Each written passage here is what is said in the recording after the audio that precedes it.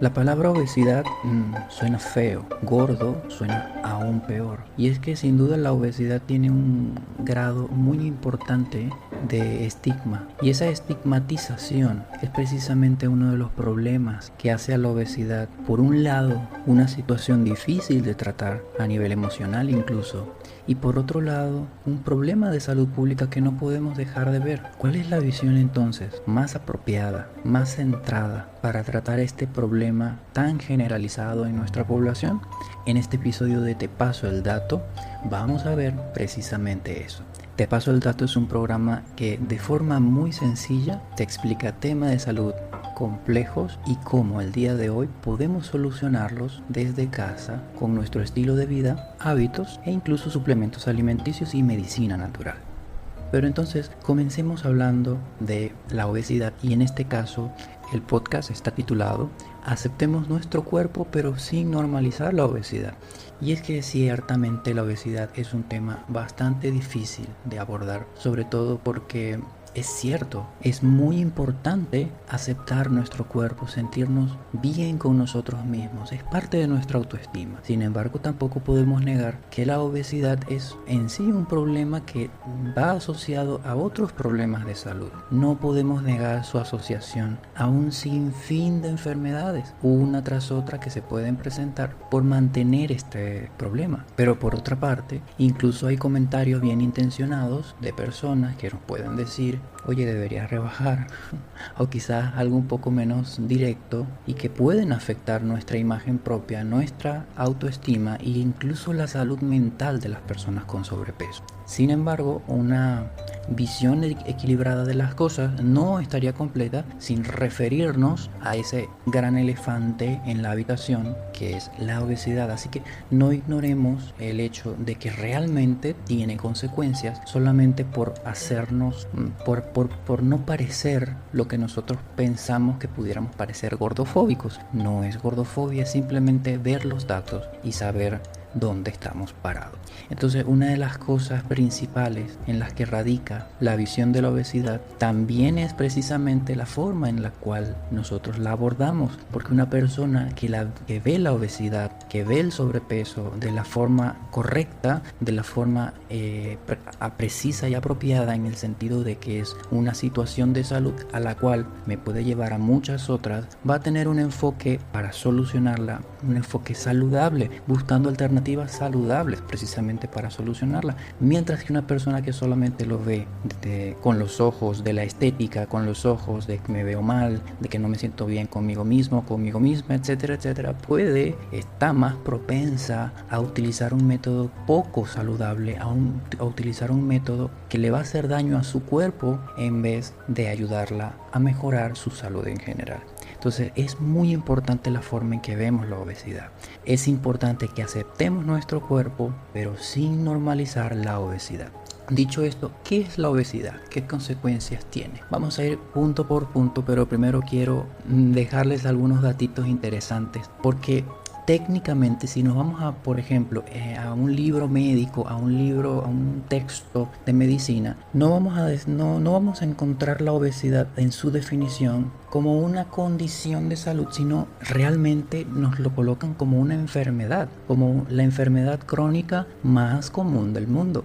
Incluso hay criterios diagnósticos para diagnosticar este problema. Hay diferentes tratamientos, entonces está englobado como un tipo de enfermedad y obviamente es algo que va en aumento. Uno de los últimos conteos que se hizo a nivel mundial fue en 2015 y se encontró que más de 600 millones de personas tenían obesidad en ese tiempo. Y en 1980, que se hizo precisamente lo mismo, eran aproximadamente 300 millones. Es decir, que en ese tiempo la prevalencia fue el doble, aumentó al doble. Y desde 2015 para acá, sobre todo después de la pandemia, pues ha aumentado más todavía el índice de obesidad. ¿Y de dónde viene la obesidad? Les sorprendería saber que la obesidad se originó históricamente en la India, más o menos por los años 400 a.C. En ese tiempo, en la India, comenzó a utilizarse, a cultivarse, a hacerse muy popular la caña de azúcar. Y es que allí es donde radica el problema. La caña de azúcar se convirtió en una fuente de energía demasiado disponible para el cuerpo, la cual se metabolizaba muy lento porque no, o sea, el cuerpo no era capaz de metabolizar tan rápido tanta energía, y la energía remanente del azúcar precisamente se almacenaba como grasa. Y entonces es por eso que comienzan a expandirse la obesidad, y la India comenzó a exportar, entre comillas, la obesidad a otros países mientras comenzó a exportar la caña de azúcar. Sin embargo, bueno, la caña de azúcar y el azúcar, sobre todo el azúcar refinada, el azúcar de otros tipos, la miel incluso, llegó a ser considerada muy costosa, era muy costosa y no todo el mundo tenía acceso a ella. Se consideraba incluso una enfermedad de la nobleza, una enfermedad de reyes, una enfermedad de las familias aristocráticas. Y es por eso que se asocian los problemas de salud como la diabetes y la obesidad a personas acaudaladas en ese tiempo. Ya posteriormente comenzó a cambiar cuando la revolución industrial comenzó a ser accesible este tipo de alimentación a todo el mundo, y lo que es más, terminó siendo mucho más económica que una alimentación saludable y balanceada. Pero bueno, uno de los pasos más importantes para precisamente hacer esa distinción entre esa obesidad que yo veo como algo feo, como algo que no debería ser un cuerpo estéticamente desagradable, y un diagnóstico como tal de un problema de salud que me puede causar otros problemas asociados más adelante. Para diferenciar esto, tenemos que hacer un diagnóstico a través de un parámetro.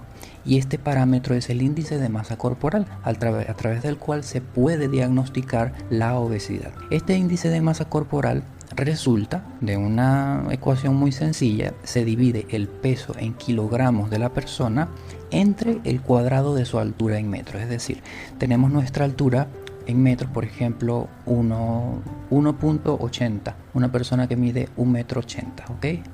Lo multiplicamos por sí mismo, 1.80 por 1.80, y el resultado lo utilizamos para dividir nuestro peso en kilogramos. Entonces, 80 kilogramos entre el cuadrado de 1.80, ¿ya? Y de esa forma encontramos nuestro índice de masa corporal.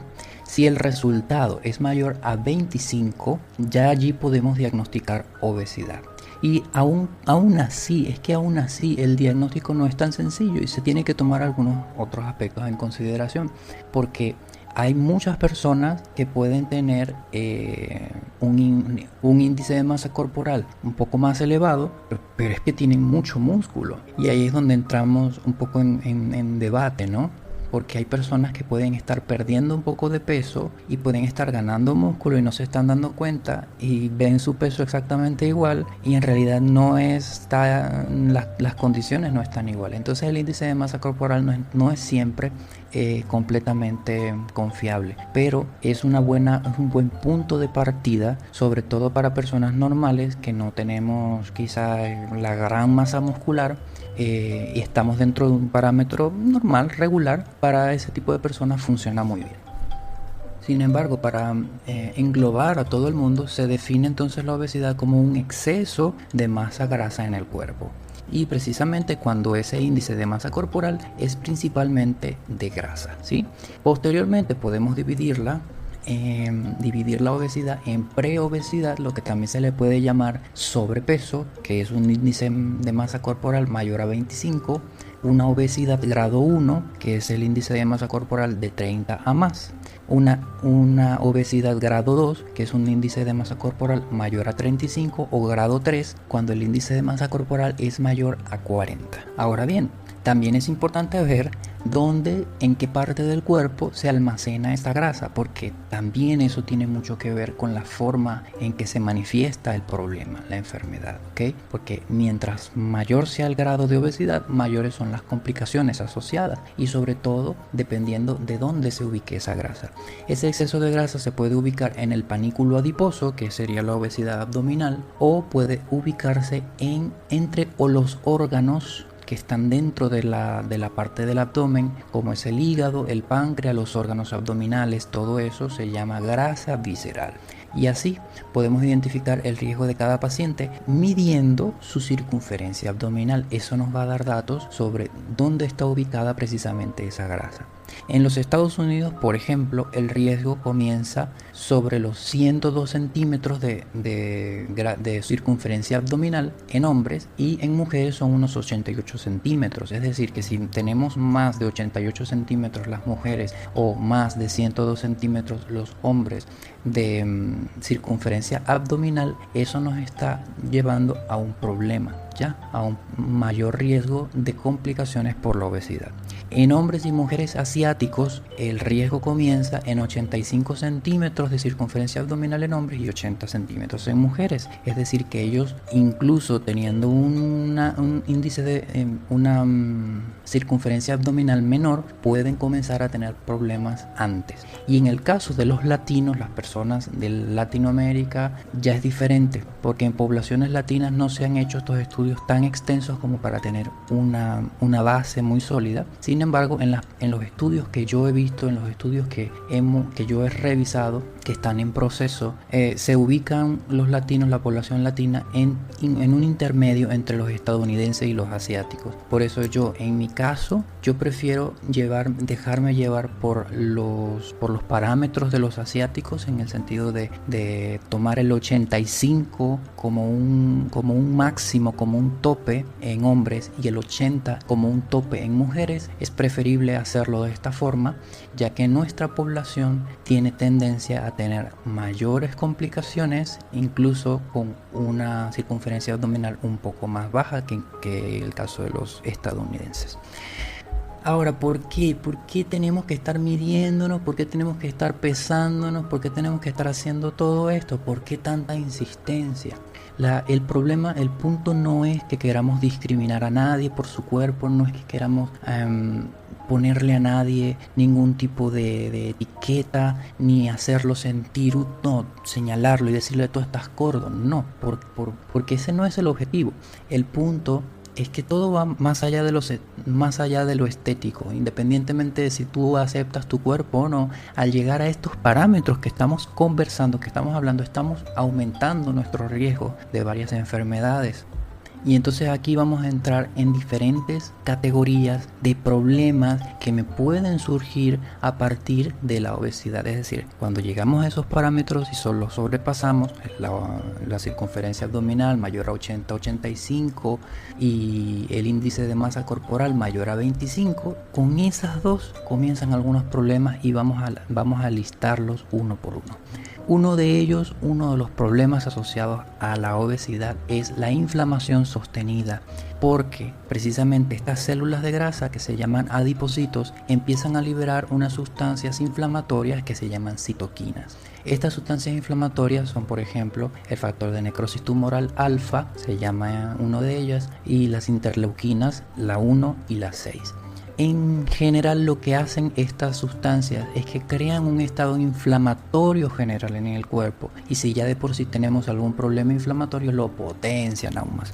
Entonces, precisamente hay que evitar este proceso inflamatorio, porque nos puede comenzar a causar problemas de dolores, problemas articulares, molestias gastrointestinales, incluso dolores de cabeza, y todo lo que pueda potenciar la inflamación se duplica, se triplica todavía más con una inflamación sostenida, como lo que ocurre en el caso de la obesidad. Además, un segundo problema es que la masa grasa va liberando ácidos grasos libres, es decir, esa grasita abdominal, esa grasita entre las vísceras, comienzan a liberar grasa hacia el torrente sanguíneo. Esta grasa en el torrente sanguíneo evita que se descomponga una sustancia llamada triacilglicerol.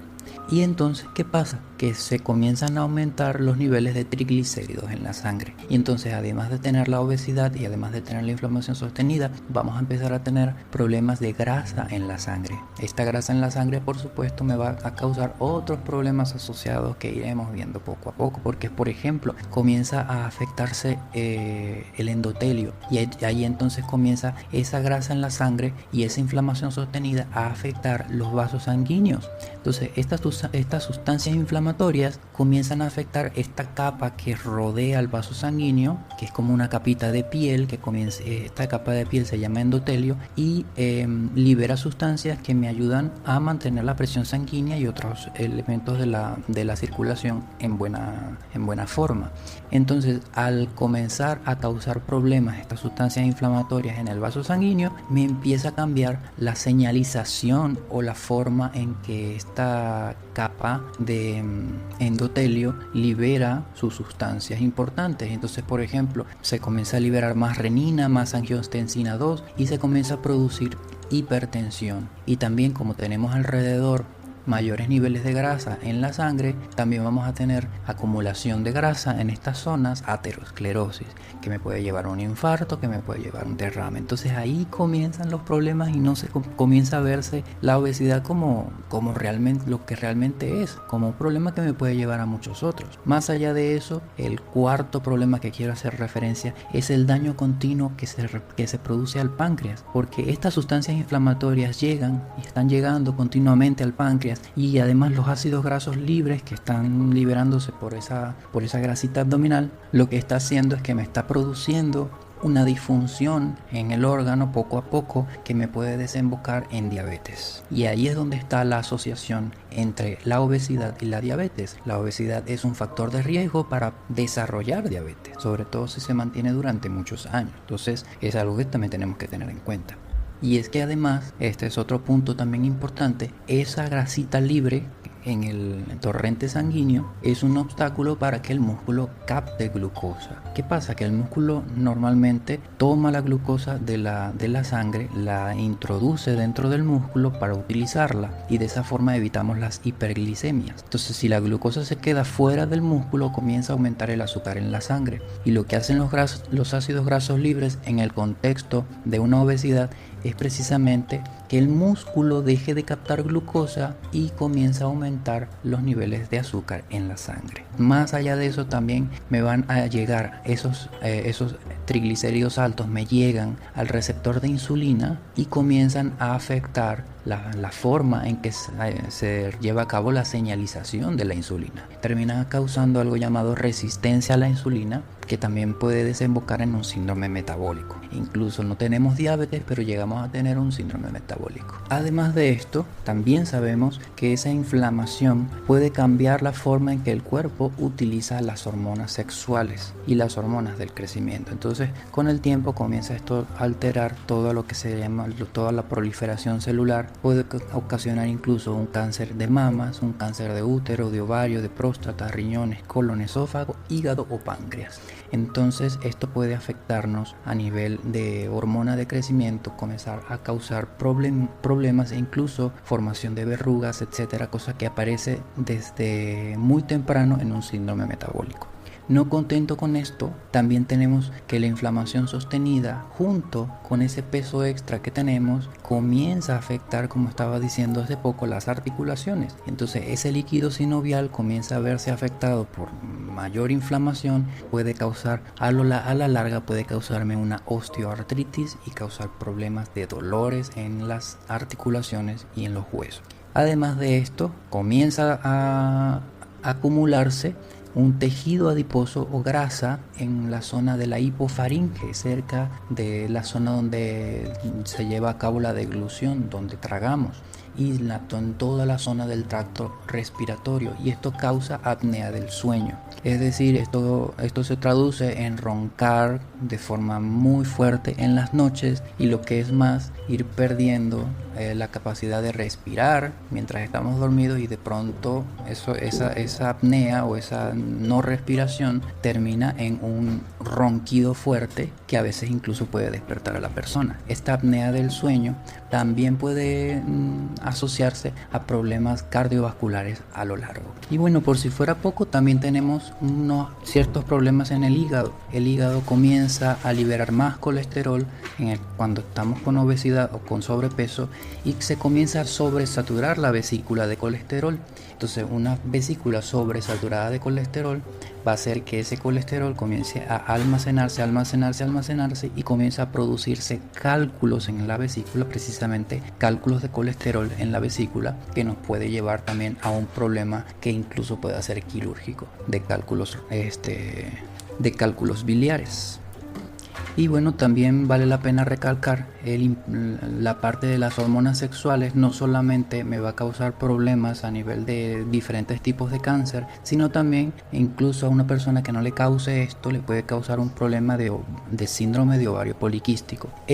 Al mismo tiempo me lleva a otros problemas como problemas menstruales, infertilidad y un mayor riesgo de complicaciones en el caso de que haya un embarazo. Y por si fuera poco, y ya el último punto, en mujeres tienen mayor riesgo de incontinencia urinaria por el exceso de peso corporal. Entonces, con todo esto, una lista larguísima de cuestiones y asociaciones con la obesidad, ya nos estamos dando cuenta que no es simplemente un problema estético, no es simplemente un problema de me veo bien o no me veo bien. Más allá de eso, está asociado con muchas otras situaciones que tenemos que resolver si queremos llevar una vida plena, si queremos llevar una vida sana y saludable.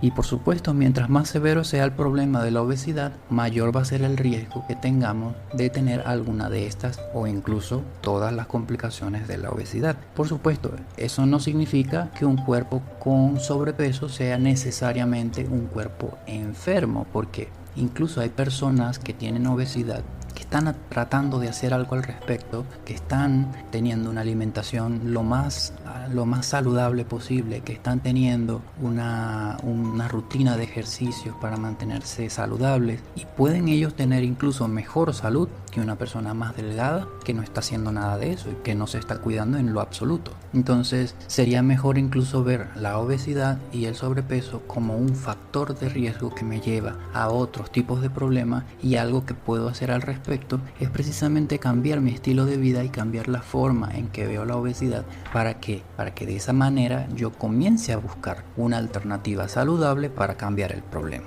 Entonces, saber todo esto debería darnos una meta, en vez de sentirnos culpables, de mirarnos con desprecio o alimentar algún tipo de duda con respecto a nuestra apariencia y a nuestra valía incluso. Y en vez de eso, sabiendo que es un factor de riesgo, simplemente compensémoslo con factores protectores. Entonces, tenemos un factor de riesgo en este momento, pues vamos a contrarrestar el problema con un factor que nos protege. ¿Cuáles son los factores que nos protegen? Podemos utilizar por lo menos 3.